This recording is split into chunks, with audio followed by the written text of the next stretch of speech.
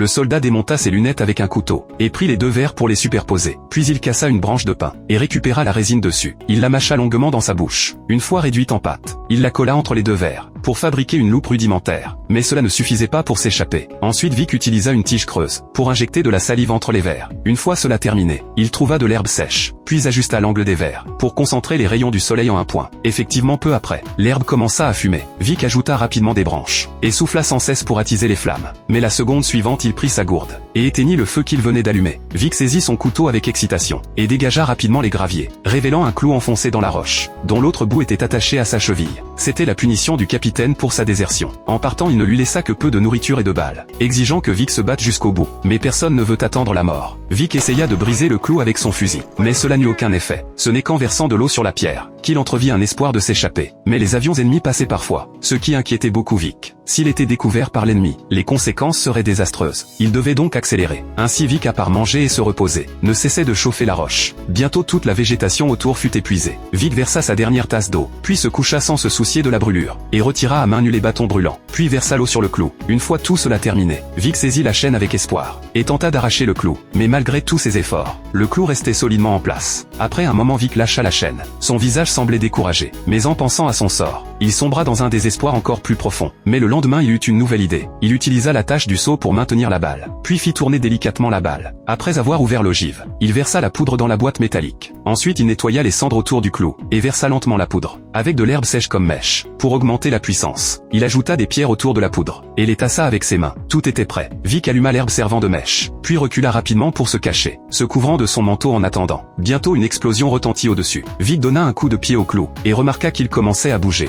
Alors Vic se coucha immédiatement, et accrocha une pierre avec sa sangle de fusil, puis la souleva et frappa le clou. Après avoir frappé dans différentes directions, Vic posa enfin la pierre, saisit la chaîne enveloppée dans son vêtement, puis la secoua de toutes ses forces.